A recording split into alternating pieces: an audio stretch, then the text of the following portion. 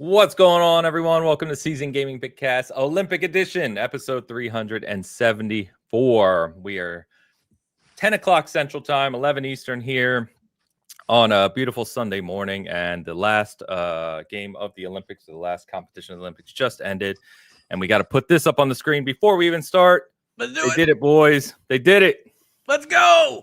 Unbelievable. First time U.S. has won gold since 1980 in hockey, and by all accounts, they shouldn't have won that game.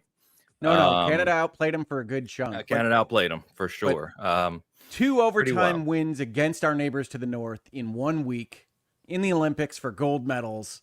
I'm sorry, Canadian brethren, but I'm not that sorry. I will eat Tim Hortons today, so don't worry about that. But let's That's owned go, by Burger King, by the way. USA. Yes, let's go. And by the way, Canada, let us have this. We need some good news down here. We're drowning. So, give us this one. So it's good. But anyway, it's also a wild, wild week in gaming. We've got some things to talk about today with regard to Xbox and PlayStation. We got a couple reviews to touch on, but it's going to be a fun one. So I'm here with my favorite two guys, including the tongue man, Travis. How we doing, tongue man? I like sports. I like sports. You got to make the old school jock joke, do you? Yeah. Oh wait, my microphone's not on. It is, I can assure you. It's on. You're talking. You may be coming through your earpods. No, now you're Just coming through my AirPod. Not Okay, the now quality you want. There you go. You got All this, right. Travis. Yeah, Oops. you can do this. You know what, Travis? A jock could figure this out. I doubt that. I doubt that very much. How you doing? I like You doing all right? sports. I'm good. I'm happy to be here. I'm not tired. You're tired. You're tired. Hogue, how you Yeah. doing?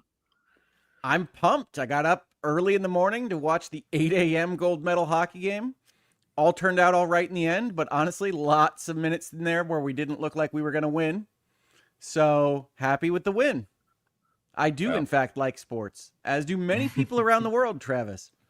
What? I do too. I just said I news. like sports with my tongue fully This out. news. That's how everybody should say it. But yeah, it's a crazy end to the Olympics, which is cool. If you don't care about that, we'll talk about some games for you instead. We will. Anyway, as always, let's kick this off with sharing a few things from the community. So we've got a random name who goes by Boom on YouTube now. Yeah, I was gonna let you read that, Travis, and I'm like, it's not really much to say. So, but happy Sunday, glad to watch live, glad you're with us, my friend. All right, we've got Tide's picks as well, which honestly, I think this may be some of the best yet, boys. All right, good one let's to see 'em. end this Olympic I'm Sunday. scared. Let's get to it. I'm scared. Oh, Oh, look at that. do I not have arms? I don't know I'm a what's going on there. snowboarder. Travis is a fancy lad. And he's a Am I? curler. I'm down. I'm into. I some don't think curling. you're supposed to Let's do it. curl with two. I mean, it's been a while since I've. Are you supposed to Well- have two? Well, he's Excuse lifting me. at the When same everyone time. else is throwing one, you throw two. I take every advantage I can get. That's. I don't think that doesn't seem good. He's his I don't own think mixed that's legal. doubles. Hogue, you've got this like is, an 85-degree angle going there, which is very impressive, my friend. I don't know how you're holding that up. I'm holding the think selfie stick just off frame here. I'm supposed to just that be- wild. in the air, right? I assume. Yes, you are supposed to be a figure skater, probably that guy, and I forget his name. I'm sorry, but he's an amazing superstar in the figure skating world, and the only Okay. guy to ever do a quadruple spin in history. Yes, can we start calling How do Travis you the know quad this god? stuff? This is Because we watched the unbelievable. Olympics the last 2 weeks. I watched the Olympics the past 2 weeks, and one of my managers at work is like an Olympic fanatic, so I've learned a lot. Yes, what he didn't tell you about this, Travis, is that the quad god was one of the larger disappointments at this Olympics, as he fell down a number of times. Did he? I didn't know that. Well, in this video that Against the Tide generated, I simply fly into the air like I just Not I even wearing fly skates. I just float away like I just came untethered from gravity. It is Well, quite unbelievable. I think these Uh, This is Game These Fire videos are says, horrifying, what's by the up way. with Travis's nose? He always gets a big nose. I have a big nose. I don't have to tell you, dude. It's Your just nose doesn't accurate. stand out like that, though. The AI emphasizes it. Doesn't it?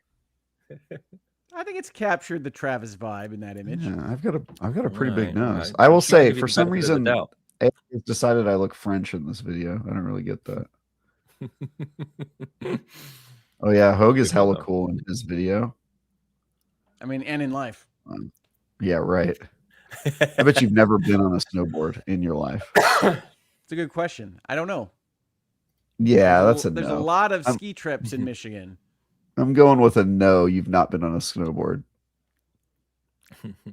Skis, I would expect. Snowboard, no way. Too cool. Too cool for Hogue. I have not curled, though. They do play curling at one of the ice rinks near me where I played hockey at. So I want to do it sometime, though. It looks fun as hell. It does look fun. I want to have one of those little brooms. I just like that somewhere somebody convinced them to make shuffleboard into an Olympic sport. I just respect the effort. Pretty much. And it's become one of the most watched ones. Like, it's gotten really It's a lot of fun to popular. watch. Yeah. Crazy. Excuse me. So anyway, thank you guys. Thank you, Todd, for the great picks.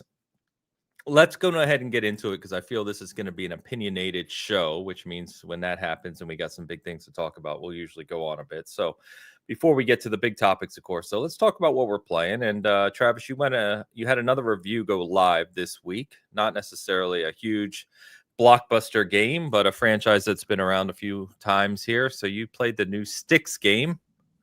How'd it turn out? Styx, Blades of Greed. Yes, it is a game.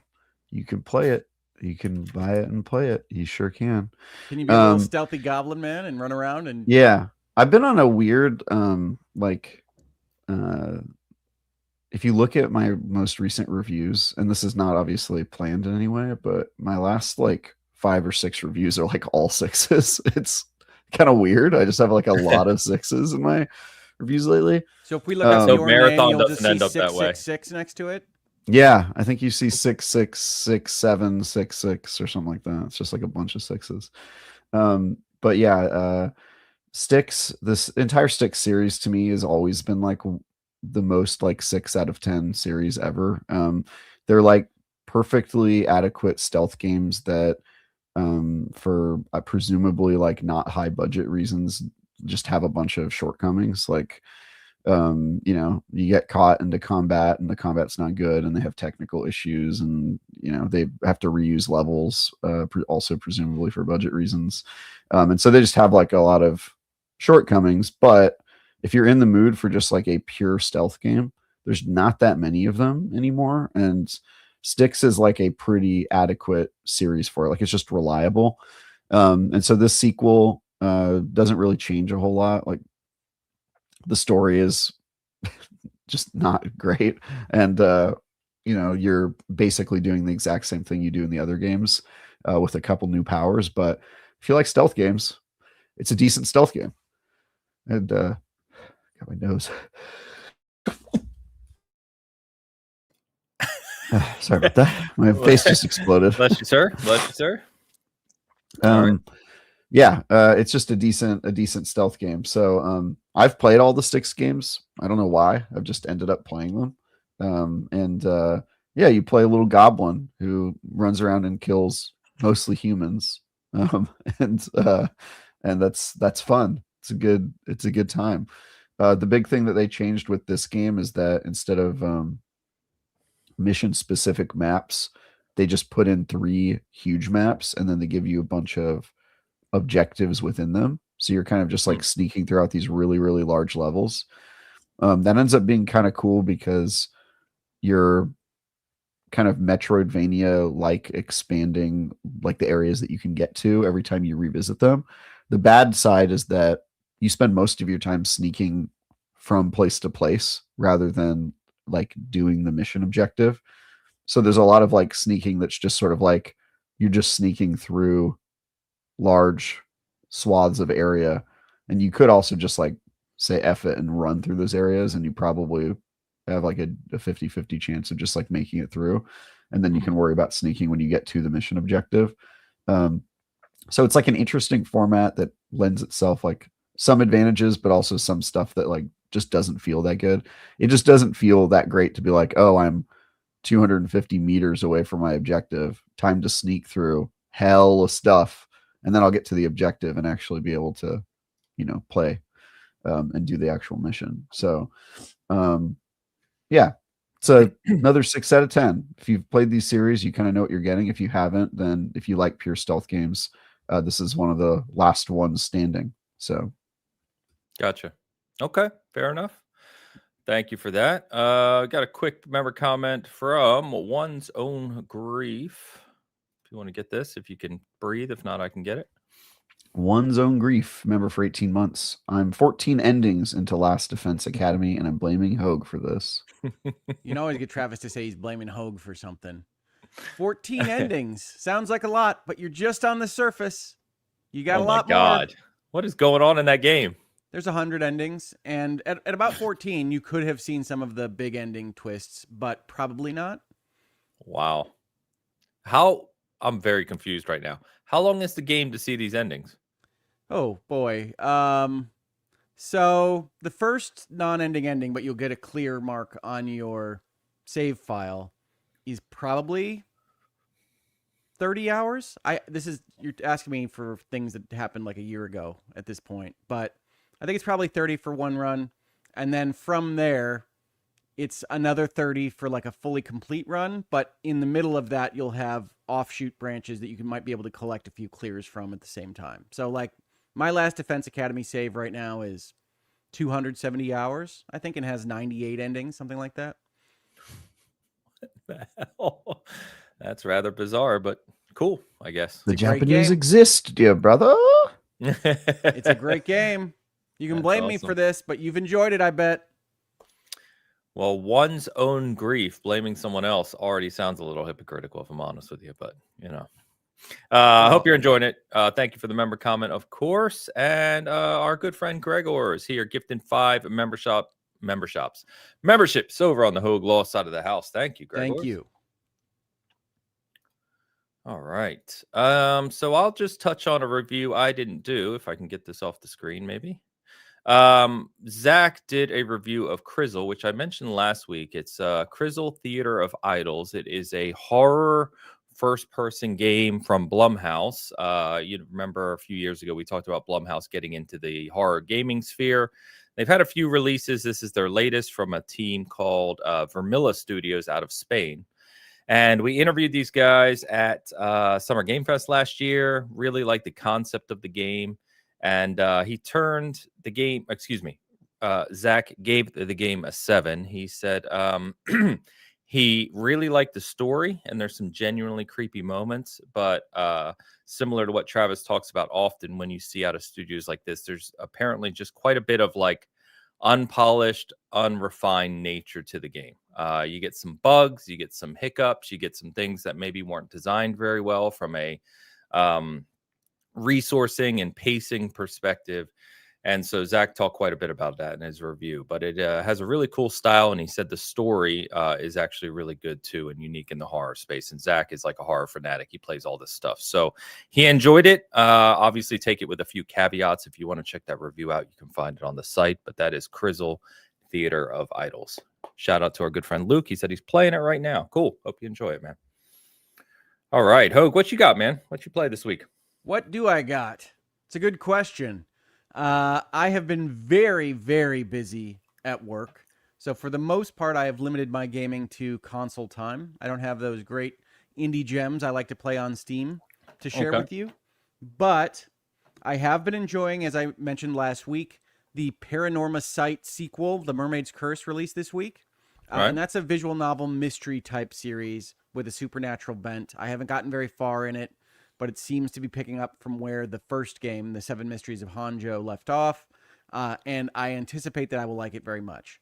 The other game I've been playing is one of these JRPGs that is very near and dear to my heart that they release in like a super version a year after the original version. You see this a lot in the Japanese role-playing game space, but it's East 10. And this was a game I mentioned, I think, on Bitcast when it first came out a couple of years ago. It's about having your own boat, sailing the ocean, fighting with Vikings.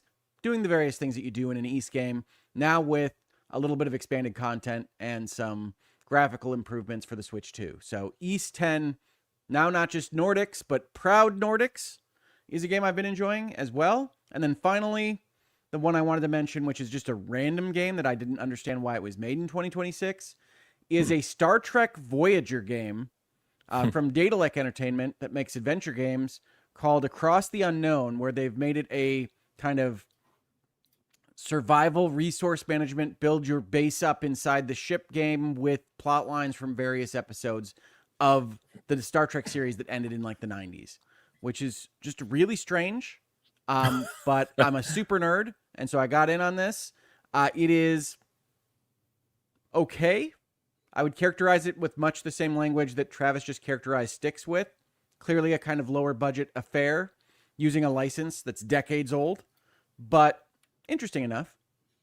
So, Sorry, no super gems this week, but some good stuff, I think. Fair enough. Excuse me.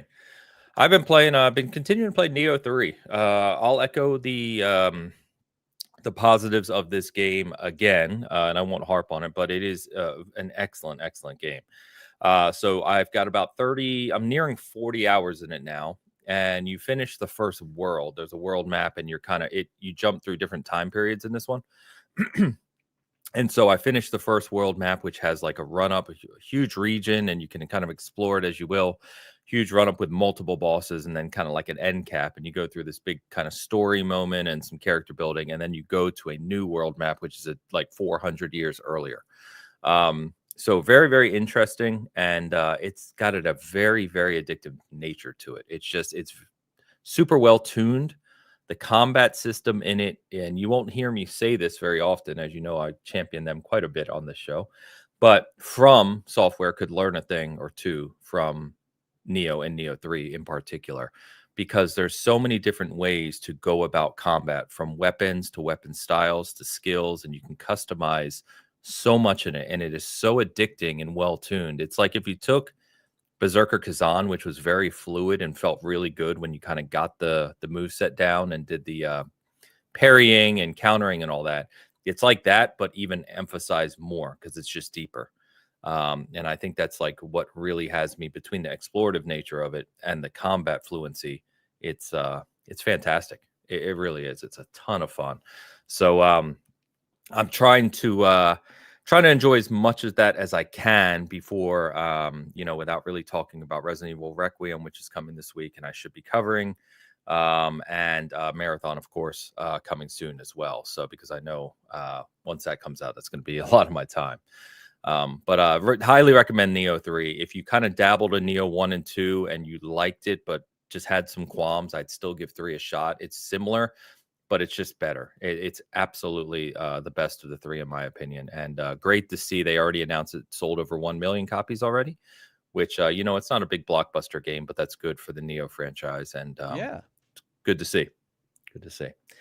I also checked out Battlefield 6 had season 2 launched this week. Not a huge thing, of course, not a new release or anything, but new season of one of the best-selling games of last year. There's a big new map, which is very well done. Some new kind of updates and things. Not as much as I would have liked to have seen, kind of 4 or 5 months post-launch, but at least it's continuing and continuing to kind of touch it up and add some other things. So it's still a fantastic game. Enjoying the heck out of that as well. So. But I think that's about it. Any other games you guys want to mention before we get into the big topics? I'm sorry, Travis. You go. No, it's all good. You go, baby girl. Oh, all I was going to call out was that there is a Switch 2 edition of Xenoblade Chronicles X, that I think is pretty cool because it takes it up to 60 frames per second and does some other things that I had hoped would be hitting the Xenoblade Chronicles franchise since they started doing Switch 2 editions. I know there are some complaints about that from the kind of Digital Foundry side of the world. I'm not as attuned to like frame rate hiccups or resolution issues as people that look at those things are. So it's been fine for me so far. But realistically, it's my least favorite of the Xenoblade Chronicles games. So I'm just hoping that this means that there are Switch 2 editions coming for the 3 that I really love. Cool. Go ahead, Trev. I played Big Walk. Oh my God. Tell me Yeah. more. I Played went to what? Big Portland. Walk. Big Big Walk? Walk. Yeah, it's by the studio that made Untitled Goose Game. It's the one where there's like okay. little bird people solving puzzles. Oh, right. Okay, how is it? Holding up signs at each other. I can't say how it was, but I can say that I went to Okay. Portland and that I played it, and that's it. Okay. So I'll have more to say Thanks in the for future. that. But yeah, but I will say in terms of currently playing or what did I play this week? I played Big Walk. Okay. All right. I am envious. My youngest is so excited about Big Walk. She saw it on a Day of the Devs last year, I think, after like that E3 week one. Mhm. And she's been just yelling Big Walk on occasion to remind us that it exists and is coming. So Yep. I am envious. I can confirm that it is coming. Can you say anything about embargo or timing when you can talk more? I don't know that I can. Let me get back to you on that. Fair enough. Okay, fair enough. Bowman Janney. Waiting to hear what Hogue thinks about the new pirate game that looks exactly like what Ubisoft should have released after Black Flag. I don't know what game is being referred to here. I think it's the one with wind as part of its compound name, but I don't remember it either. Okay. Well, man, if you can put the game, because I'm not sure what you're referring to. Windrose is what I was going to say. Windrose? I can tell you, quote, preview coming soon. that is what I can tell you. All right. All right. I just looked up the emails like, okay, soon. that's what I can tell you. We'll call it the Preview big coming wait. soon. And The we'll big move wait. on. So I think that this is a reference to Windrose. I have not tried this demo yet. I have heard from people in my circle that it's pretty cool. I love pirate games. It does look like a version of what Skull and Bones could have been. But it may or may not be for me. Like some of the stuff that I pulled up the video right now that it's showing is this kind of detailed house building and stuff that I don't really like to do in my games. But I will probably check it out because I do love piracy in my video games. It kind of reminds me less of Black Flag and more of like a more photorealistic version of Sea of Thieves. That's what it looks like to me. I mean, it's because it's a little PvE. goofy. It's PvE, and I think it mostly reminds me of what was I enjoyed this game, so it saddens me that I can't remember the name of it. But what was the Amazon Studios MMO that's like supernatural colonization sim? Oh God, it's got one of those names that's impossible to remember. Yep, it's just gone if I'm not thinking of it. I know what you're talking about, though. It was a big hit for a while, and then it died. Yep, then they pulled the plug. But I liked it. But it looks like that to me a little bit graphically. It's all the flintlock pistols, you know. New World? Yeah, that's what I was trying to come up with. Nice. That was Amazon funded, wasn't it? Yes. Yeah. That's why I described it. Yeah, and then it was like huge, and then they didn't support it, and then it collapsed. Yeah, sorry. I was trying to respond to a different comment. I'm getting pinged all over between the hockey game and Bitcast. I'm getting pinged all over the place. That's right. The hockey chat is blowing up. Big week I'm seriously like people. Hockey. Yeah, because everyone at my work knows I'm like a big hockey guy, so I was getting like inundated this morning with texts and comments, and it's like 8 different platforms. You know what I mean? Because of all the different social media and work stuff. So, but Bowman Ganny, if you are thinking of something different than Windrose, let us know. Otherwise, I'm going to download that demo right now. No, they said Windrose. That's the one. Okay. Sea shanties and everything. So okay. And typical in our Bitcast chat, Stephen H says Untitled Goose Game was a masterpiece. Luke says Goose Game was dumb. So those are opinions. Both true, by the way. Both of those those are both true. Those are not mutually exclusive at all. Untitled Goose Game, a dumb masterpiece. A dumb masterpiece. It is a very dumb game, and it's also amazing. Big Walk, we are pumped for, though. And yes, they do look like bird people, but they look like the birds that drink water, from the cup. They do. Yeah. The long beak. Yes. Yeah. So we're very excited about that in Hogue House. What's the release on that one? Do we have a date? No, we got nothing on this. And Travis is already towing the line. Him and his NDAs, Hogue. I tell you what. Travis, as a lawyer, I need you to tell him that it's fine to break NDAs. I will not do that. Oh, But- okay. I tried. But it would be nice to get more information. We are excited about this game. They've been pretty I tight will- about when it's coming. I will have a preview coming soon. Nice. Thank you. Actually, to be fair to Travis, for any of the developers or PR partners that tune into this from time to time, he doesn't crack. Even on our No. prite chat, he's like, He I is can't super talk about solid. that. Yeah. So, Except fair for when enough. I accidentally publish a preview a month early.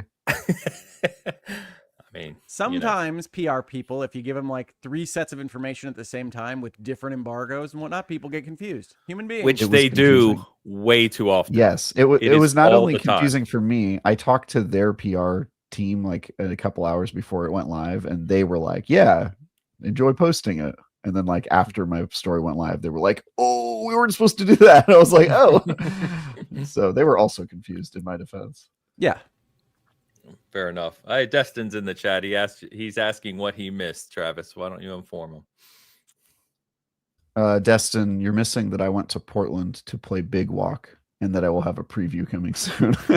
No, I think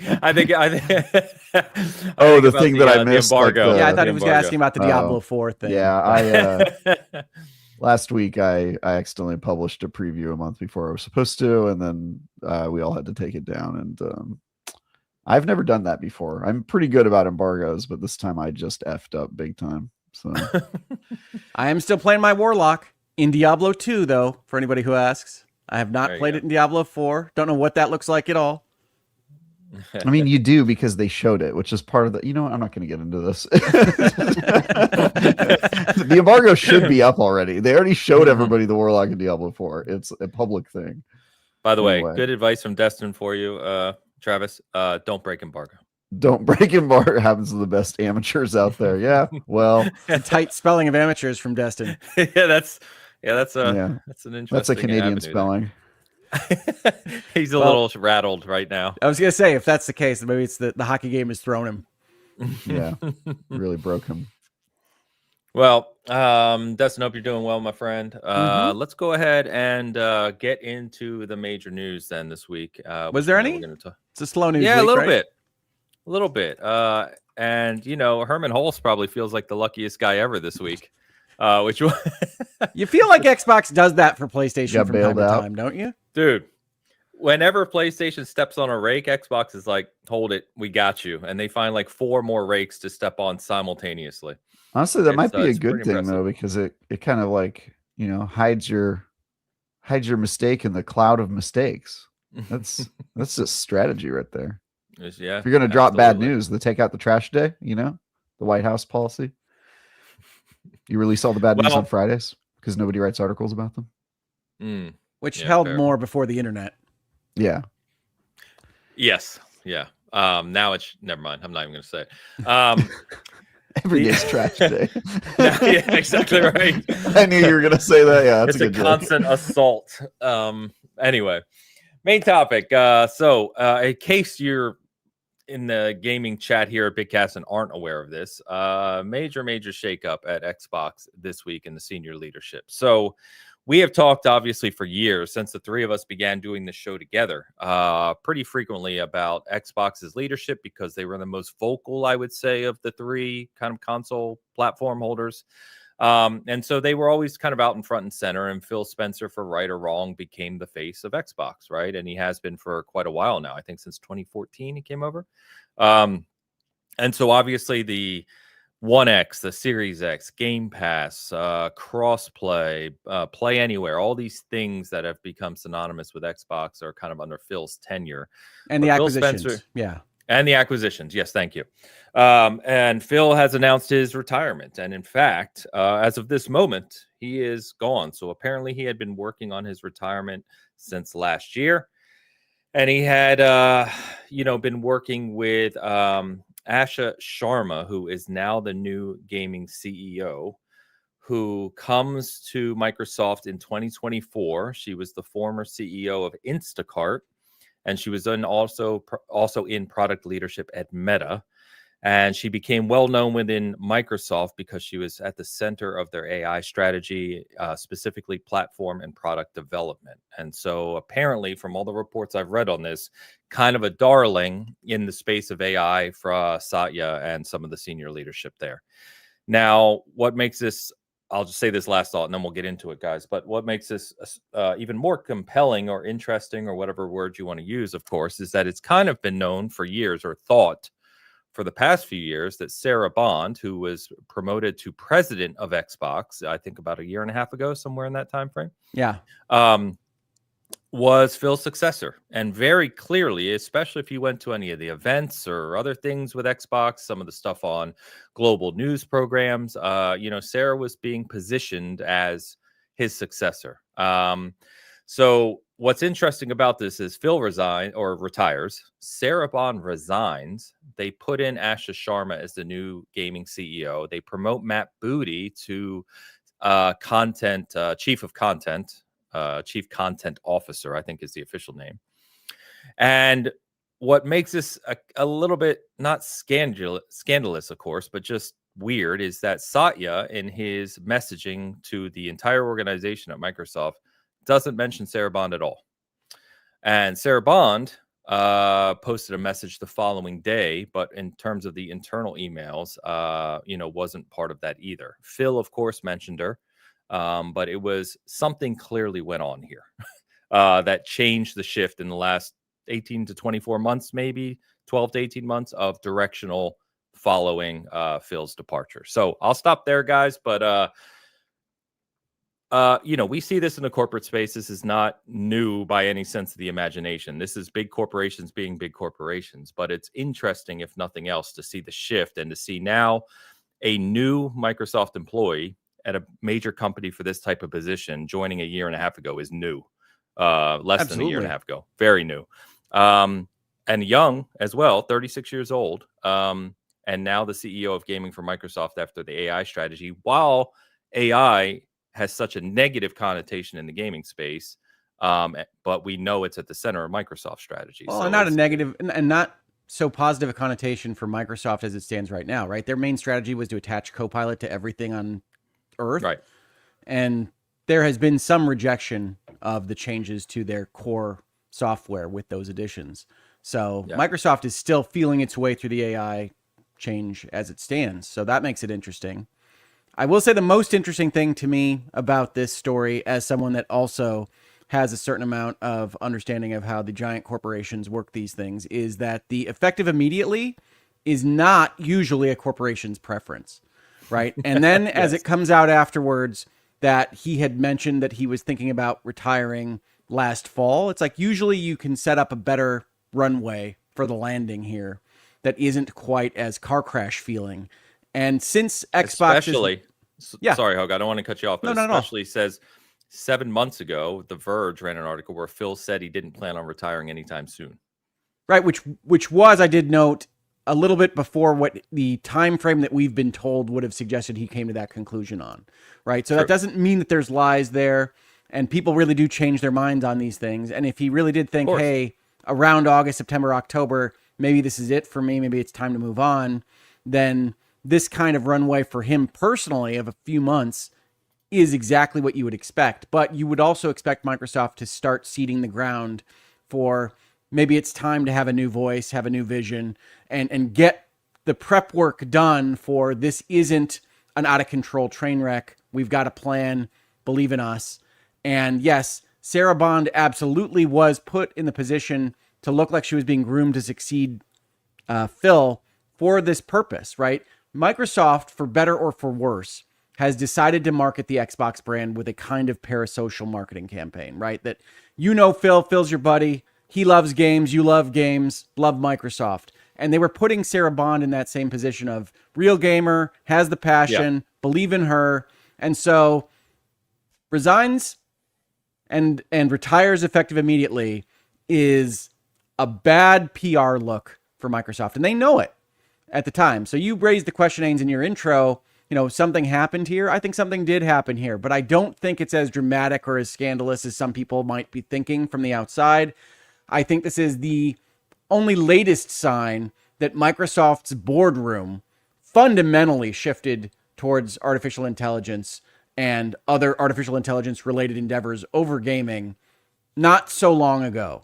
And that this is the latest of, we don't actually want the Phil Spencer, Sarah Bond group running this piece of the pie anymore. And so it appears that the new CEO is the person that they believe in, with her finger on the pulse on AI, and more importantly for big corporations, the politics of that boardroom that they can get this across the finish line with. Is that a good thing for gamers? I do think that people jump on her AI stature and her Meta resume and her Instacart resume and other things like that a little bit too much for this role, which is very new. And I don't think that you have to actually be a gamer or to be a creative force to succeed in the middle management at Microsoft role here. I think it might be a preference, but I don't think that Phil had extra skills because he loved the games. In fact, I think in some spots there were blind spots there. And so I'm eager to, as I said in my Twitter this week, let her disappoint me if that's what's going to happen before assuming that disappointment exists. So I agree. Travis always accuses me of being the pessimist here. From a corporate politics kind of standpoint, I think there's reasons to believe Microsoft is going the wrong direction with Xbox, and Microsoft is going the wrong direction with AI and even its core software. And you can look at this and say, this is another point in that, and this is likely to fail. I think a lot of things in life are likely to fail, but I don't think Phil Spencer and Sarah Bond had the golden path to success with Xbox lined up in front of them. So I'm eager to see a new voice try this out at Xbox. Go ahead, Trev. Yeah, I kind of agree with Hogue actually.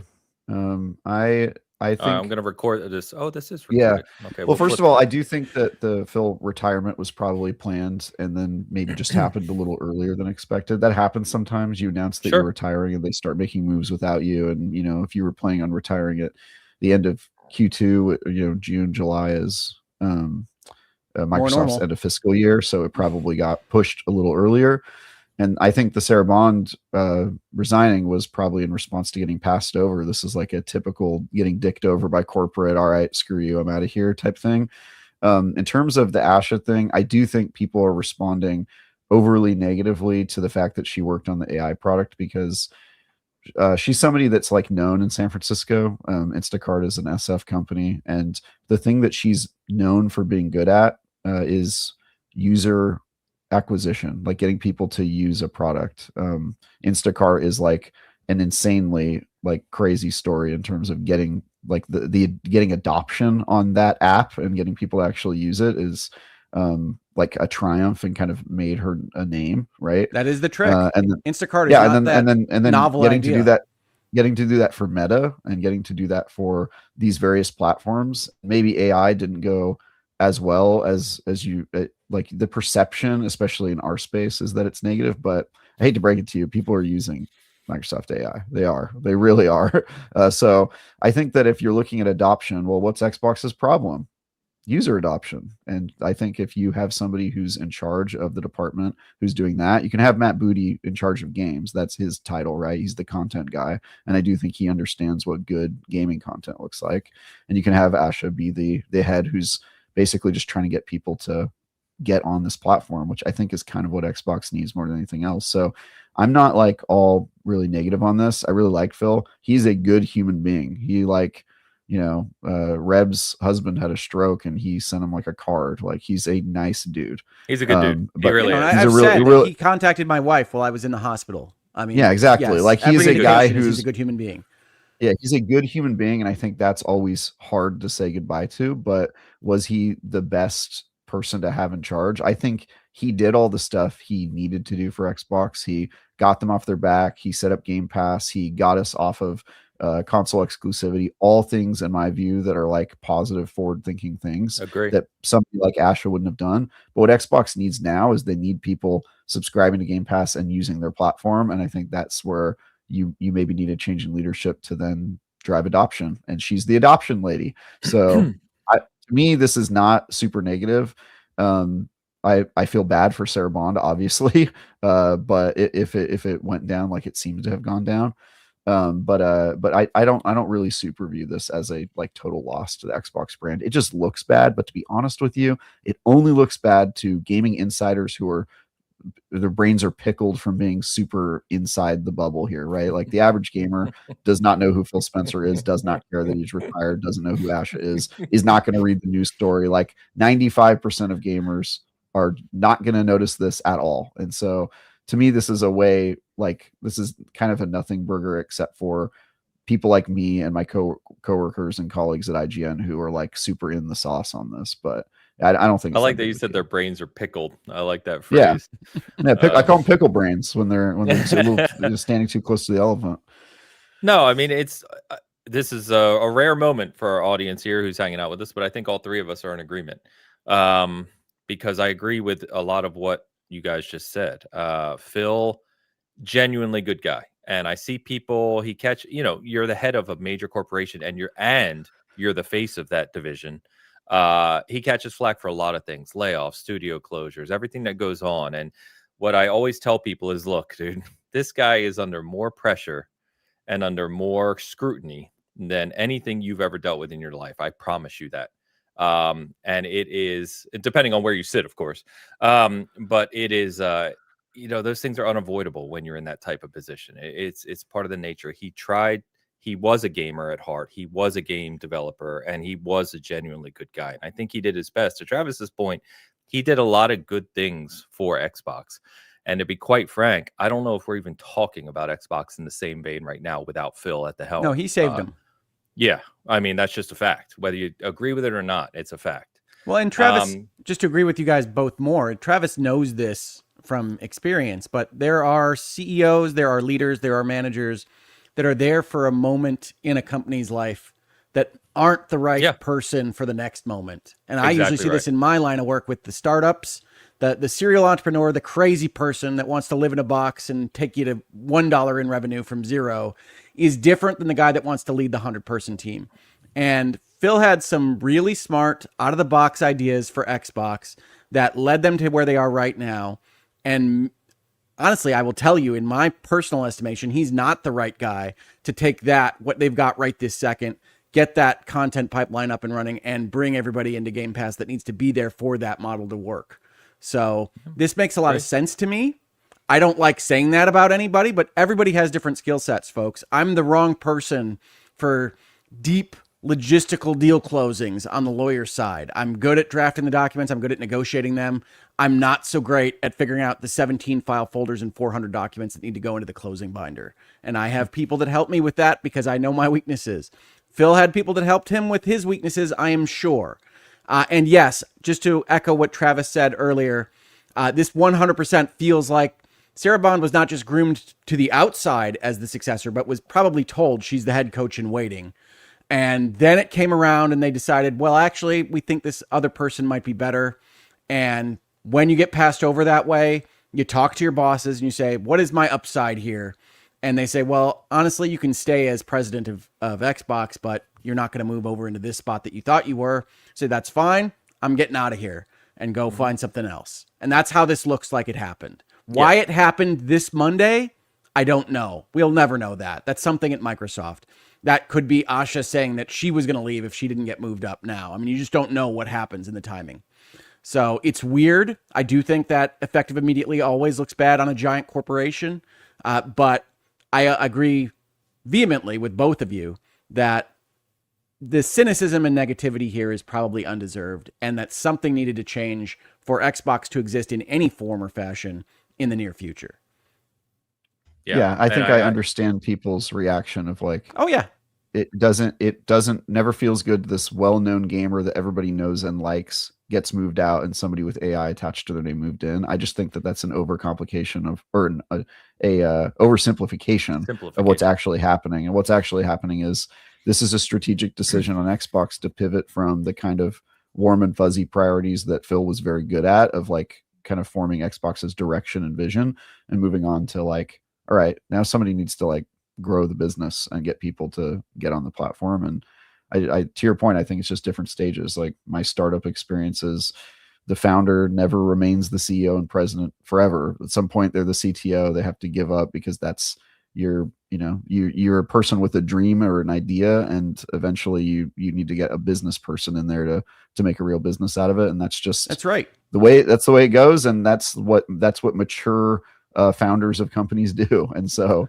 I think I've had so many conversations with that founder, the sad founder, being like, no, this is now you get to go drink those Mai Tais on the beach. This is the dream. It's going to be okay. Yeah. You don't have to be the person here. And it's sad, but it's just the truth. Different people, different skill sets. And different I don't even think it's a bad thing. Both said.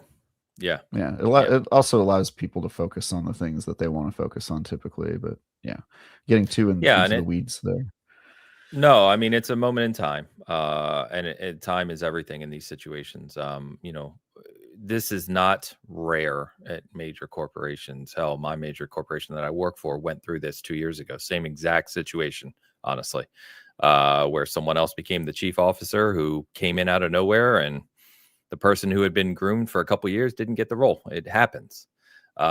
It's just what the company needs at that time. Now, it also might have been the right decision for Microsoft/Xbox. Like it could have been that Sarah just wasn't the skill set they needed at the head. And absolutely. That's like one of those unfortunate things where it's like, well, we kind of did lead you on, but we also thought at the time that was going to be what we needed at the helm. And now we have to estimate your growth curve. We have to estimate you're going to get to this point when we need you to be at this point. And sometimes it doesn't work out. I don't know Sarah Bond. I don't know Phil Spencer personally.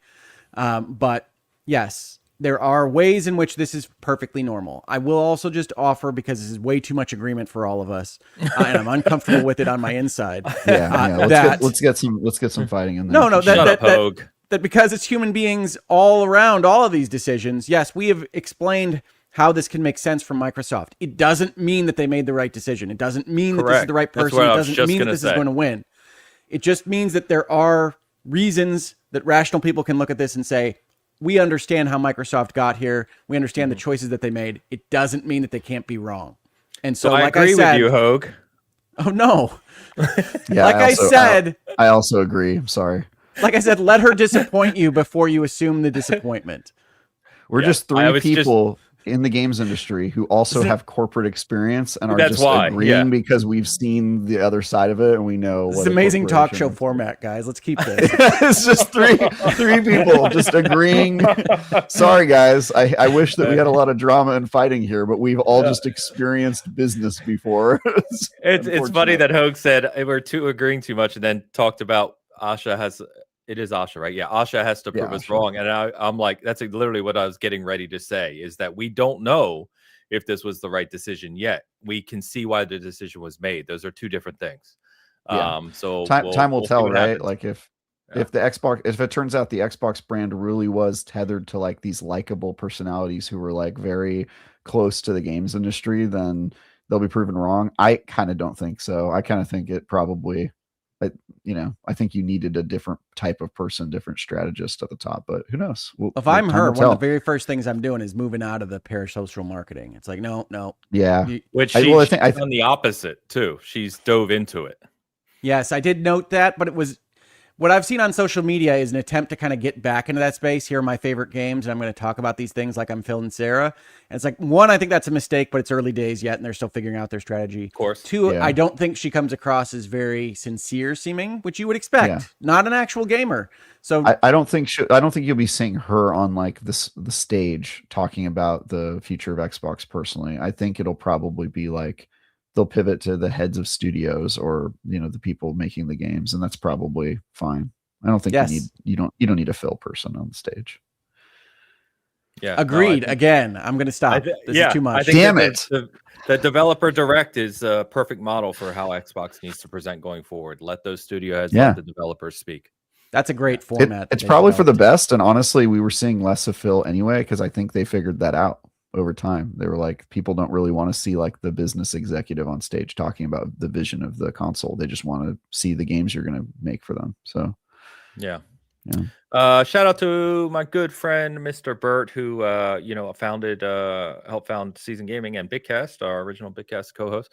He said, "Do we think Phil stays in the industry like Reggie in some form, or does he move to other pastures?" Probably consultant if he does anything. I doubt he's going to be in the games industry. I mean, he's retiring he's take a role. Yeah, it's Yeah, he's not going to take a role. He's retiring, and he has enough money. He's just going to play Destiny. He has a little bit of money. Yeah, I don't know. Yeah. I see him being that name that gets affixed to some project that's somewhere between indie and AAA, where you just say that Phil Spencer's on board and use that as a bit of a marketing bump. I could see him like investing and like funding, the Voodoo Vince 2 or something like that. I just don't think he's going to be. I don't think he's going to be that that involved in it. And he's probably mostly going to be known as the guy who occasionally give quotes to Ryan McCaffrey, every couple of years at some event. Like that's going to be his role in the industry. And I'm happy, like personally, as like just a person who has had the pleasure of meeting Phil a couple times. Like I'm happy for him in this move. And I honestly feel like he's probably getting out of the industry at a time where being the head honcho is like stressful, lots of layoffs, future uncertain. Like, yep, good for you, He man. looks like the president. You see how much it aged him being the CEO over there? Yeah. Well, also he was in charge for like over a decade, right? A decade just ages you in general. Yeah, it's a long time for tech. Like when I was looking at his resume, it's like that's an awful long time in one chair in a tech company. I liked the internship photo that he posted. That was really nice. You get to see his internship photo from 1980 or whenever it was he got hired. 88, like, I think he started. He said, "Look at that, little Phil boy, little yuppie Phil, pretty good." But he's a good story, right? Like he entered Microsoft 40 years ago as bottom level, right at the bottom, and grew all the way to the inner circle of the the top 16. He's a real Jack Donaghy. Microsoft started in the mailroom. Jack Donaghy references, everybody. Where else do you get that in gaming? 30 Rock is goated. Rewatch it, friends. Still good. So shout out to the 220 plus concurrent hanging out with us here. We appreciate all of you on both sides of the house. And remember to hit that like button, please. Share it out. It always helps us. Let's get caught up on a couple super chats from our friends here. Slayer Giant, also known as Alejandro Segovia, $4.99 super chat. I'd love to read the terms and conditions of the deal with the devil Herman signed to inoculate his disastrous run at PlayStation Studios. Head from meaning much. Alex clearly isn't happy. Alex clearly isn't happy with us spending all this time on Xbox and wants us to get to the next thing. We'll get there, Alex. To be fair, I think the PlayStation 1 is like way worse. So that's my personal opinion on this. Yeah, sorry, Alex. I should have saved this. I didn't read it fully before I put it up. We'll come back to this, Alex. Bear with us. And Jax82 Vado. Jax82-VBO, $10 super chat. It's just odd that Phil retires and Sarah Bond resigns on the same day. Is this normal? And why wasn't Sarah an option to take over? She's familiar with the brand. They made her the head of hardware. Yeah, so we kind of talked about this, but I think Phil's was planned and maybe happened early, and Sarah's was unplanned, and that's what made it look bad. Yeah, we kind of covered this. Sorry for getting to the super chat a little late, but yeah, and to be fair, it's a good point here though that some people may not be aware of. So they did make her head of hardware, and Jason Ronald, who is their head engineer, who I've spoken about and spoken to. He was reporting to Sarah Bond and planning the next hybrid console, which we've talked about, and other things. So that is another wrinkle in this story that it's going to be interesting to see where that stuff internally kind of shakes out, because they didn't talk about that aspect of it. Other than to say Xbox Copilot boxes, folks, get excited. Other than Asha, posted the internal memo from Asha had 3 bullet points she called out, 3 points she was focused on. And the second one of those 3 was that the console is going to be a focus. So believe it if you want to, PR it if you want to, but it, we'll see what takes shape there. Yeah, I really do think it's an adoption play. I think the Xbox knows that's their biggest problem, and this is the person you bring in for that, right? Yeah, yeah. And they're not going to name the next Xbox AI and give you a robot, a personal assistant. I think that sort of like narrative of what people think is going to happen is crazy. Yeah. Trying to mix Copilot and Xbox and come up with something good, but it wasn't working for me. Yeah, well, I think that's Microsoft. What you just went through in your headspace is exactly what they're doing behind the scenes, because I do think I do think there's a notion of there should be some Copilot. We got a lot of boxes and a lot of living rooms. Let's try to make this happen. And what does that look like, and how do we make it not suck for the consumer is Let me see if I can make that transition for you, Ains. Go. You know when you need a co-pilot? When you're playing Microsoft Flight Simulator. And with the new Xbox AI, you'll be able to have a co-pilot in not just Microsoft Simulator, but every flight simulator, but in every Xbox game you play. Introducing Xbox Co-Pilot. The Co-Xbox. Everybody projectile vomits. The whole audience covered in green ooze. Looks like a Nickelodeon sliming happening. It's good times. Well, we'll see what takes shape here. We kind of covered it. Obviously, now it's just seeing over the next 18 to 24 months with the presumed launch of their new hardware, service strategy. Obviously, we've given them criticism over the Game Pass price hikes and other things recently as well. So we'll see how this all shakes out in the near future. And obviously, we'll be talking about it. But to Travis's point, and to going back to, I was going to segue about 15 minutes ago when Hogue was mentioning about CEOs or heads not needing to be gamers. The Jim Ryan legacy lives on over at PlayStation. And speaking of people, yeah. All right. Speaking of people that held a controller at one point in their life for PR, Herman Holst, I almost said our good friend. That would have been the wrong phrasing. You say it, and it still sounds like a swear word to me right now. It's like, I don't want to have this visceral reaction to a human being's name, but it's like, I really did love PlayStation at one point, and I'm hating every aspect of all of this right now from the Herman Holst regime. Yeah, and I it's strange. So let's set it up first. Yes, sorry. So PlayStation announces this week that they're shutting down Bluepoint Games. If you're not familiar with Bluepoint, of course, studio well known for their more recent remakes of Shadow of the Colossus and Demon Souls, which were both highly acclaimed. And not all that recent. Part of the story. Yeah. And they were founded in 2006. They've helped on a lot of titles over those years. Of all the games they've made, and I went back to look at this, all of the games they made were very highly regarded. In fact, I don't think they released a game under an 80 on Metacritic, and both Shadow of the Colossus and Demon Souls remakes are over 90, which is, obviously excellent. They were acquired in 2021 by PlayStation. Big announcement. Herman Holst himself talking about how big of an acquisition it was. In the 5 years since being acquired by PlayStation, they released 0 games, and they are now shut down. Not a good end for this type of studio. And going back, they should have kept making games. They should have kept releasing games, idiots. Travis, hold on. Elect this man, directors. Wait, who needs Asha when he got this big brain right here? Yeah, the studios should release games. Travis. So I was telling Alex, we were talking on the SG side about this, of like, regardless of PlayStation's recent moves, which we've talked a lot about on the show, they're having a hell of a generation somehow, right? Like PlayStation 5 is selling gangbusters. Their profits are up and their revenue is up as a service, PlayStation service. Their digital portfolio revenue is up. And yet we keep seeing these types of things from them. And this is just the latest, just to remind everyone, because Steven Totillo posted this. They acquired Firesprite in 2021. They had layoffs in 2024. They acquired Bluepoint in 2021. They're now shut down. They acquired Bungie, who's obviously gone through multiple rounds of layoffs. They're getting ready to release Marathon. We've talked ad nauseum about that. They lost half their team. They acquired Neon Koi. They shut them down in 2024. They acquired Firewalk. They shut them down in 2024 with Concord, which is why I have my fun mug here. They got to stop buying companies that have fire as part of a compound name at this time. you think that would be a point?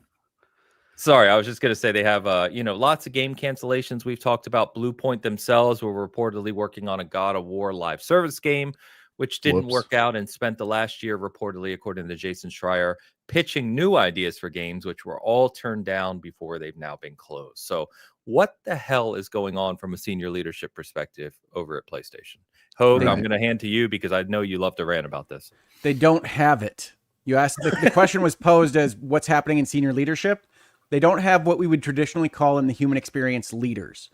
They have followers. I think this entire sequence of events that you just described is a Sony PlayStation response to the Xbox acquisitions. They bought a bunch of stuff they didn't quite know what to do with. This is simultaneous to them saying, hey, all the money's in live services. We know that story already. That didn't work out. And unfortunately, the version of this that happens that we're looking at right now at PlayStation is exactly why, and this people are going to get upset about this, but this is exactly why the CEOs, the C-suite in general, make the big bucks, because their mistakes cost these institutions so much that you need to try to make sure that these mistakes don't happen. Now, that's not what's happening at Sony and PlayStation, but these kinds of screw ups, we're going to go in this direction, we're going to buy these companies, and we're not going to get the pipeline set up correctly. We don't know what we're doing. We don't have the leadership we need to have, is what results in this kind of situation. And yeah, Bluepoint doesn't make any sense in the world to me, because the one thing we do know about Sony PlayStation is that they love to remaster and remake things. And there is probably no one better technologically situated than Bluepoint was to make those remasters and remakes really sing on your system. That's what they were good at. And the what's come out of their company was the masters of the remaster. Well, was it? I didn't even know that, but they were. They truly were. Like, when you think about which remasters and remakes you really liked, like, Bluepoint was probably behind a good half dozen of them. And so they are being cast to the wind in an environment where Sony, not even 2 weeks ago, just announced that they're remaking one of their granddaddy intellectual properties in God of War, which they didn't say who was doing directly. In that video, I don't think. There was a Santa Monica logo, but I think that's just because they own God of War. And so I guess my assumption had been one of their big tech-heavy companies would be working on that, Bluepoint being top of the list, but apparently not. And then in the rest of these stories, we get Bluepoint was asked to be on their live service initiative. That didn't work out because that's not really their bailiwick. And now they haven't released anything since Demon's Souls. And it's like, yeah, well, you own them. Whose fault is that, bro? And so, yes, this is one of those awful stories where you've got a company that was doing fine. Like, Bluepoint didn't need to be bought by Sony at the time. They weren't one of these bankruptcy stories, I don't think. It was doing fine, got put under new management. Management screwed it up, took that car, drove it directly into a ditch, and said, we don't want this car anymore. Sorry, human beings. And that's Sony PlayStation right now. I want to love PlayStation. I do. It's been a big part of my life for a lot of years. I don't think there's anybody at the wheel. Alex's earlier super chat was, who is Herman Hulst paid to keep this job? Honestly, I think there was some relationship between Guerrilla and Sony that was even more closely bound than we know on the outside. And Herman Hulst was given full credit for whatever that team did. And the Horizon IP was sold as this new kind of Star Wars multimedia franchise thing. And I don't think it really has that uptake with anybody, but that's what it was sold. And somehow he's been able to use that position to continue to maintain control. Now, if I'm on the board at Sony, I'm asking a lot of questions about basically everything under his regime. But they also can't really afford to have the same kind of car crash exit that they did with the last guy. So I think their hands are a little bit tied here. But no, I don't love any bit of this. So let me start by saying I agree with you. Oh, no. No. Wait. There you go, Travis. Tell me why I'm wrong. Or Travis, go, Travis. All right. So I'm not the devil, just to be clear. I did not sign the deal with Herman, but I will be his advocate, because you're going to be Herman Hulst's advocate. I'm going to be the devil's advocate. I'm going to be the devil's advocate. Okay. Because right. So I've worked Herman's with the devil advocate for a long time. We have a really strong relationship. So I think, first of all, yes, the news is really bad. Bluepoint is an incredibly talented studio. Acquiring them just to shut them down a couple years later is insane. They've done this a couple times now.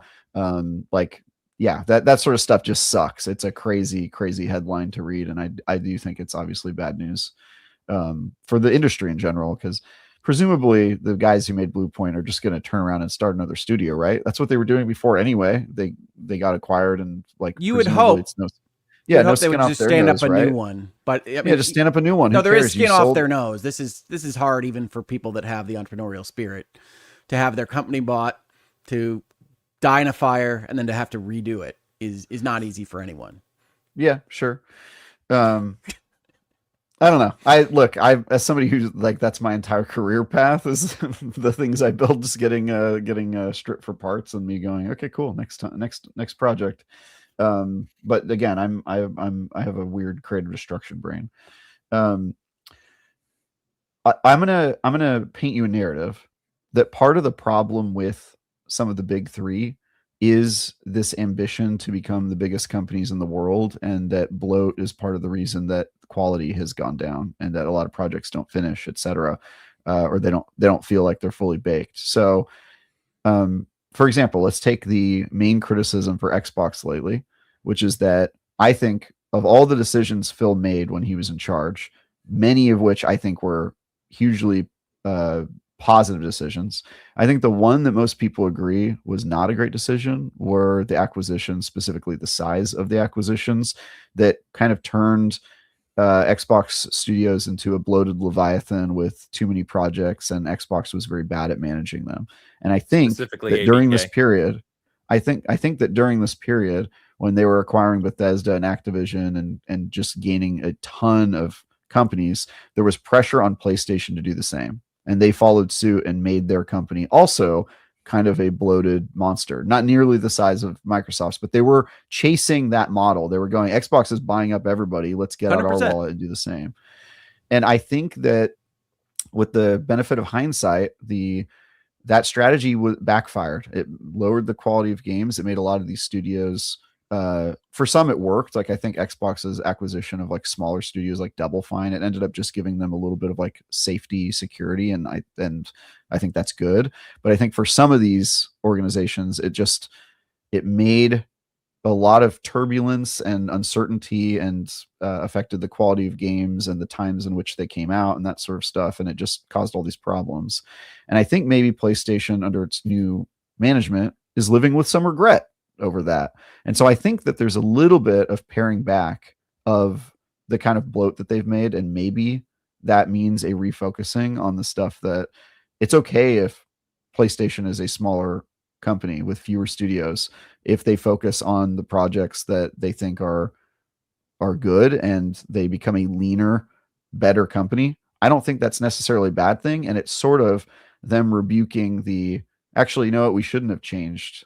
We shouldn't have chased Microsoft's model of like growth by acquisition. And maybe it's okay if we're just like a little bit more Nintendo-like in our, hey, let's just stay and do the things that we're good at and not try to be a company that we aren't. So I think if you try to paint all of the studio closures from that mindset of a company that realized they maybe took the wrong strategy and now they're trying to kind of change what the org looks like and pare it back a little bit, then it becomes a little bit more understandable the choices that they made. And that could be a strategy. Now, I don't have any insight into if that's what they're doing, but outside looking in, I do think PlayStation regrets some of the aggressive expansion that happened during that era.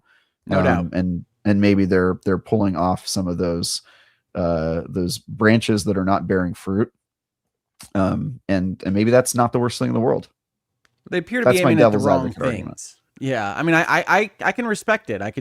Rick, this is more positive because this is actually the change that they need is a legitimate argument, and I can respect it. I have a lot of questions about what they're aimed at, because even the stuff that survives right now, you know, they have the random PR drops of the Fortnite-ification of their Horizon franchise to fight cartoon dinosaurs with your buddies and things, while also cutting out what I think was really one of the technical triumphs of the PlayStation 5 era, which doesn't have many to show for it, which was the Demon's Souls remake. And so it just appears to be shotgun firing at randoms in terms of the leadership strategy at PlayStation. So yeah, Bluepoint is one of those which just feels wrong to me.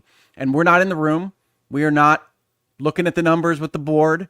But it seems like at best, it's a completely misused resource. And by the time you get to this point in time, it's a devastatingly misused resource. Yeah. Yeah. 5 years in. Yeah. No, I do agree. I mean, I think Bluepoint in particular is terrible. Yeah. I'm trying to look at it from like a larger, if you look at the studios, I think what you said makes sense. What is their strategy here? And the only one I can think of is like, they're trying to get back to basics. They grew too quickly. And I think they saw projects like Concord and others just like not work out. And they're like, what are we doing? Would you say they dug too greedily and too deep? I would say that. And that they found the heart, the Arkenstone. Yeah, they did.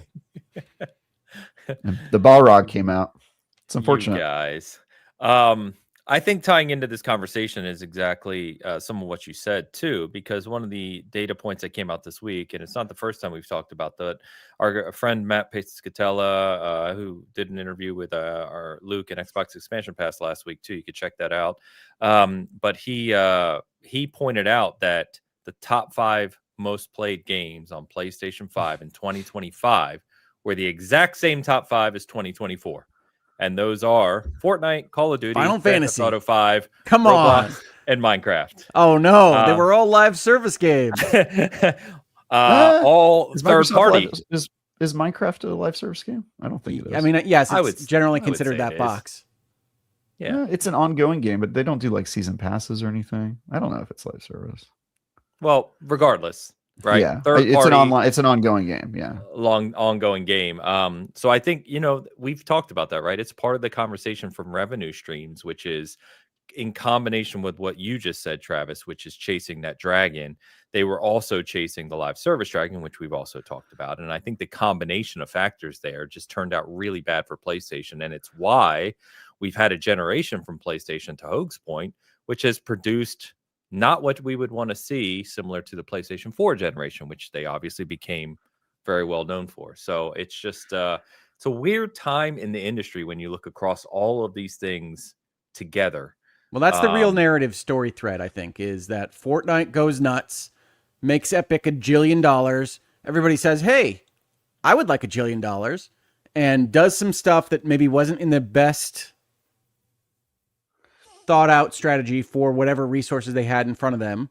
And we get a lot of misfires because, as we've talked about in this space, part of why Fortnite and some of these other games make that $1 jillion is because a given person selects a live service ongoing game to be their game, and there aren't really a lot that can sustain themselves against each other. Like, this is a constant thing we're seeing in the gaming industry, is like, unlike a single player game that can pop off and you move on to the next one, we're not really seeing that same model here. That's why this list is the same as last year, right? Like, people are just staying in Fortnite or Roblox. Call of Duty maybe less so. Grand Theft Auto 5 has been in the top 15 for my entire life at this point. When did that game release? Well, I think I want to push back on this narrative because I saw a lot of What people narrative posting- specifically? So, Ains, you post like the stat you mentioned about like the 5 top games in 2026 versus 2025. A lot of people were reposting that, and people in the industry who I like were saying like, this is the problem with the industry. This is like unsustainable. This is the death of like smaller games and that sort Not of the thing. problem with the industry, but it's an aspect. But people were saying that, like the Okay. response to that thing was like people were this, the sky's falling. This is why we're all dead and creatively bankrupt and all that stuff. Yeah. My problem with that is the top 5 biggest games are really just that. They're not the only successful games. And importantly, on that list of the 5 most played games, I don't think any of them are on the Switch, or they're not Nintendo native. I think Minecraft. Hold on. Minecraft's on the Switch. Fortnite's on the Switch. Yeah, Why are you killing my Switch? Minecraft and Fortnite, which are, I don't think those are the main platforms for either of those games, right? Minecraft has always been a PC game, and Fortnite, I couldn't even tell you where people mostly play on that, their phones. But anyway, I actually don't know where most people play Fortnite. It's a good question. Yeah, I bet you it's the console you least suspect. It's going to be like the phone. I would have guessed iPad. Like mobile phone. So I'll try to look. It's going to be something like that. You're going to be like, what? That's where people are playing Fortnite. But anyway, my point is there's hugely successful companies that do not rely on the success of any of those games as part of their business model. And there's also tons of wildly successful games that are not in the top 5. My point being, you don't have to be one of the the top 5 most popular, most profitable games to be a successful game or a successful business. And the fight for people's time is real, but Fortnite isn't the only game that people play. Like, people play Fortnite, it's their comfort thing, it's their hang out with friends game. But then something like Peak will come out, like some random friend slop game you could buy for $5, and all their friends will hop on that for a couple Sorry, days. Peak developers for the strays. No, friend slop is it's the same kind of category as walking simulator, in that I use it lovingly. It has like a derogatory origins, but it has been embraced by the industry as like a proper genre now. So anyway, friend slot games is a great example. People will hop off of Fortnite and be like, hey, I'm going to play this game for 2 or 3 nights with my boys. We're going to get through it, and then maybe we'll hop back on Fortnite. But I think people overestimate how like loyal and all consuming, like all the people I know who play Fortnite, they play it like a little bit every week, and then they jump between other games. And I think that's totally fine. You can have multiple successful games. Arc Raiders is kind of in that same pocket now. It's not most people's main game, but it's a game a lot of people like to pop in and play. And so my point is there's so much room for there to be successful games in this industry. You don't have to be the top 5. The sky is not falling. Live service games are not the end. I just think people are looking for ways to connect with their friends, primarily online, the type of people who play live service games, and they will do that wherever they can. Sometimes that'll be a friend slot game of the week like Repo. Sometimes it'll be good old tried and true Fortnite, and sometimes it'll be some random new game that just came out this week that they're just trying out. So I take an optimistic view to this. Nobody's joining me in Skull and Bones. It's not wherever they can. I haven't had any friends meet me in Skull Not every and Bones. game is going to catch on, and Skull and Bones, you know, it was an uphill battle, Hogue. I hate to say it. You just said wherever they can. I got to call you on that. But no, I agree with your overall thesis here that the top 5 list sometimes gets gets the wrong criticism. My criticism was not that you're wrong, that these 5 games need to be met by these companies. It's that the chasing of it is where the industry is going wrong. It's the PlayStations or the Xboxes or anyone else saying, put all our resources in here because the financial people can't find a recurring revenue source that they don't love. And those one-off sales just look bad next to the recurrence. So that's what's happening a little bit to the destruction of the industry. And I don't think it's that bad at all. And obviously the Hogue's notes come out because we are just absolutely inundated with quality design and quality games. Like every minute of our lives right now. Yeah. This is so crazy when I think about like, there used to be weeks where I would say, all right, we're in that lull between game releases that I'm interested in. Months, of course. Like when we were kids. Yeah, when we were kids, Where you just say, all right, well, no, it's now January, February. We really can't expect anything for a little while. No, it was Christmas and then spring, you know? That was it. Spring. It was like the movie calendar where you'd have the summer blockbusters and you'd have the fall sequence and you'd have the just before Christmas. And like, it's just crazy now. And there's so much good stuff to play. And even the stuff that doesn't work for me, people are really enjoying. I talked last week about Mugenics, which is just, I keep seeing my friends list play more and more hours of this cat killing game. And I keep trying it. I will get back to it. I will. But there's so much good stuff out there. I feel so positive about the breadth of technology that allows so many different minds to make things for my enjoyment that I'm not going to be the black pillar on the video game industry. But I do think, especially in the big institutions like Sony and Microsoft, and maybe someday Nintendo, I don't think they're there just yet, that recurring revenue source and seeing Tim Sweeney and Epic make all this money and seeing all these things make all this money is fool's gold, right? It directs your resources in a way that is not the most beneficial to the games industry or even to your own company. But they're learning that lesson slower than I would like. I think they've all learned it in their own way, right? Like Microsoft takeaway was that you can't recreate it. You have to acquire these large like money makers, and they've done that with Minecraft. They've done that with Call of Duty. Not forget there are 2 of these top 5 they own. Yeah, 2 of these top 5 are Xbox owned, and so that's their strategy. PlayStation's strategy is like, just try to make all the third-party play happen on your platform, which they've been hugely successful at, and then they've tried to make their own. But every one of these game makers has tried to take the crown because it's so alluring. It is if you can make that happen for your game, it's evergreen. You can just make a ton of money. But I think it's one of those things where it's like, if you're going to take a shot at the king, you better not miss, right? And if you miss, it is you become high guard in a week time, and you lose all of your money. And I think every major publisher at this point has like sort of learned that like you kind of can't really control a lot of this. It's sort of a little bit of luck, and you gotta hope that it works. And so I think it's one of those things that people will try every once in a while, but it's not going to be the main thing that they invest all their time and money into because they know it's such a crapshoot. And I do think that they've all had to learn that in their own way. Like I don't think Microsoft's going to try again. They've tried so many times to become that company, and the only thing that has ever worked for them is the acquisition. Paying and I off think that's notch. going to be. I think that's gonna be their strategy going forward. But yeah, no, I think that makes sense. I'm agreeing with you way too much for my personal identity to be comfortable with it.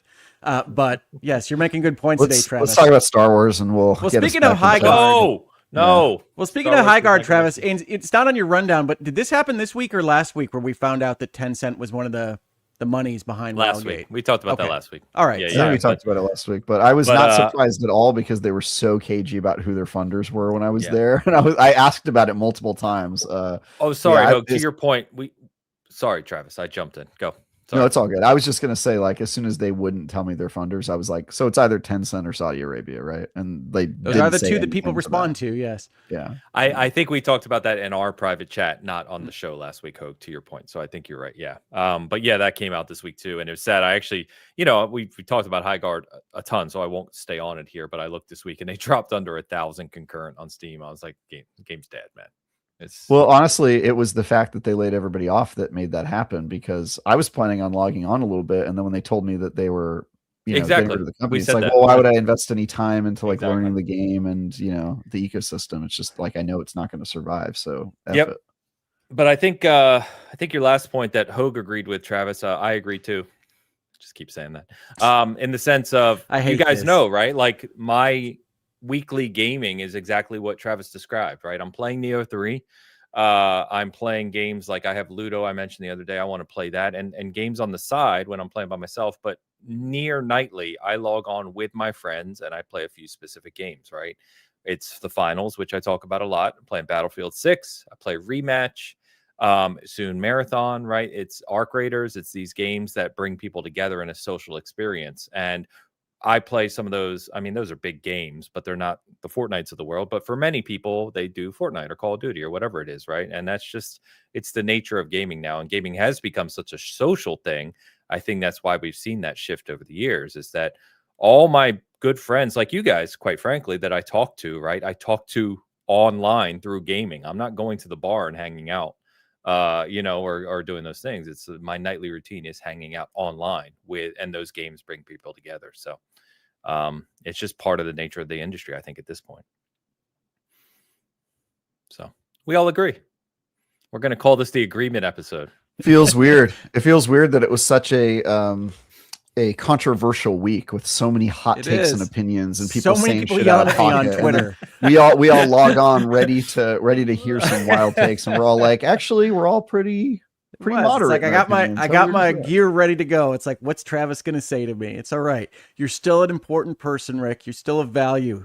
Let's see what Travis says. Don't worry, Hogue. You still have terrible takes. I promise. I promise you have reprehensible opinions. And it's funny, one of the we're watching the gold medal hockey game, right? Just to bring it back to sports, just to make sure we get some more of this friction in here. We're watching the gold medal hockey game, and one of the Kachuk brothers is on hot mic, right? They've got him mic'd up for the game, and he's just telling the entire bench to stay confident and to be confident that they're going to win this game. Yeah.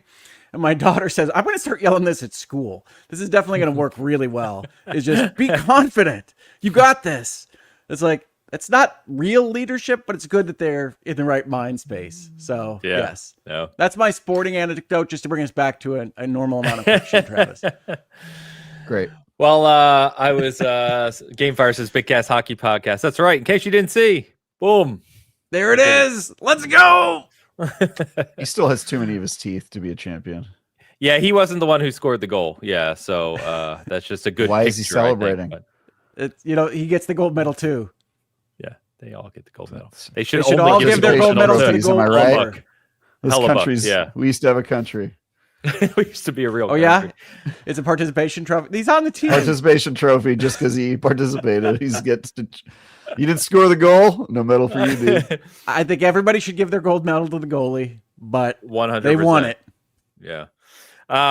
Just to wrap us up this week, just wanted to comment real quickly on this, because Ubisoft, we've talked about a lot. We've talked about a lot of negativity around what's been going on over there as a company, which seems to be the theme today. But there was an interview with Eves where basically they kind of criticized him of like everything that's happened and like, should you still be the leader of this company? Like, Yep. do you know what is needed? And of course, in Eve's fashion, being Eve's, he said, yes, I know exactly what's needed. And then happened to just mention that there's 2 Far Cry games in development. Now, obviously, we've already commented on and everyone knows Far Cry 7 is coming.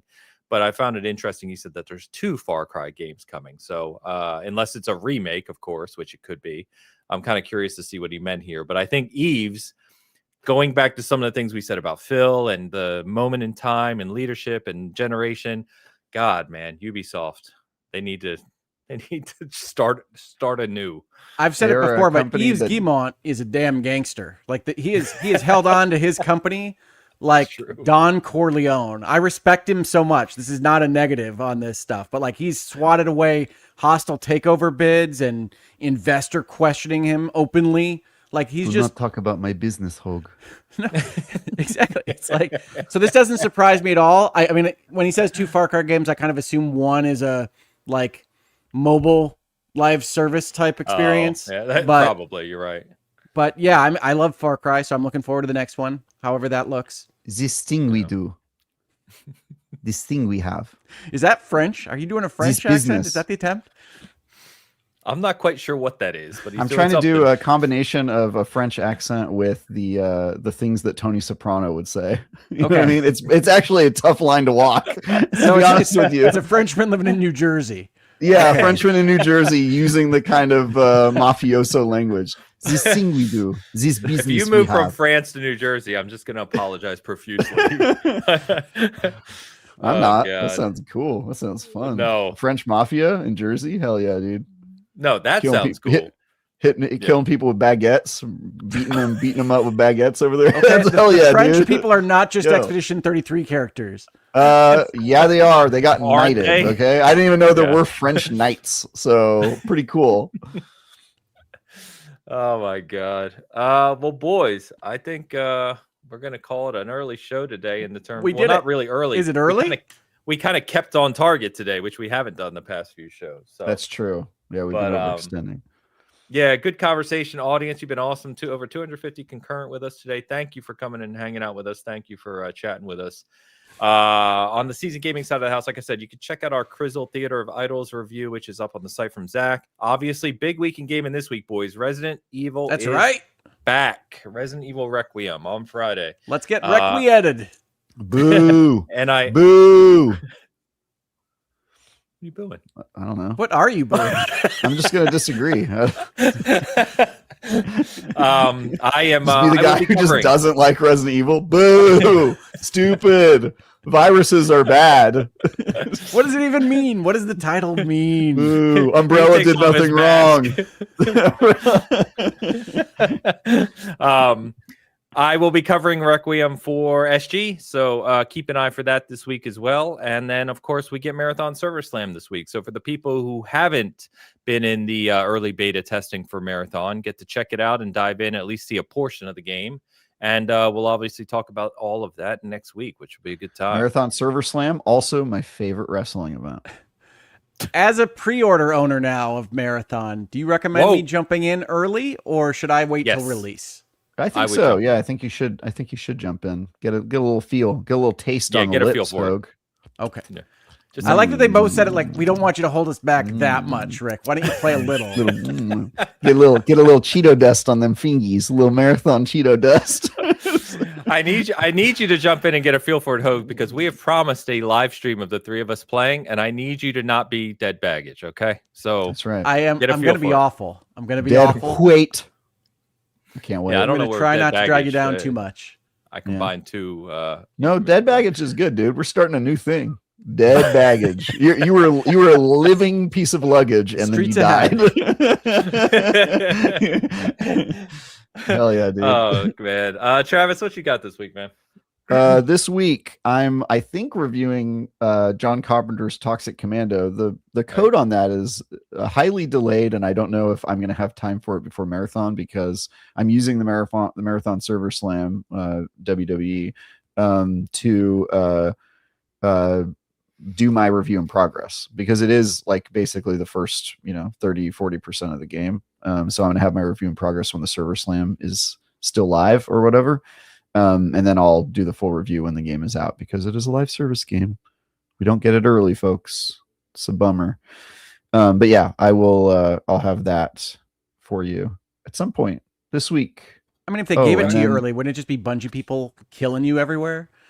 No, so usually the only way that you're able to do early reviews for live service games is you go to their campus and you play on site because the servers have to be offline because they can't just give you early access to an online game, with very rare exceptions. Like Blizzard, I think, does it for Diablo, where they have like developer servers that you can play on, but most of the time you have to play on site, and they're not doing that for Marathon, at least that I know of. So yeah, we're just going to be playing along with the rest of you schmucks in real time.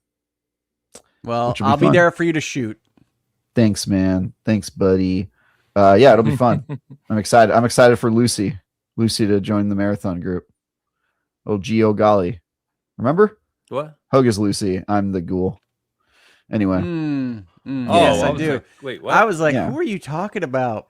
All right, yes. No, Lucy. No. You're Lucy, Hogue. You're the bright-eyed guy, just being like okie dokie.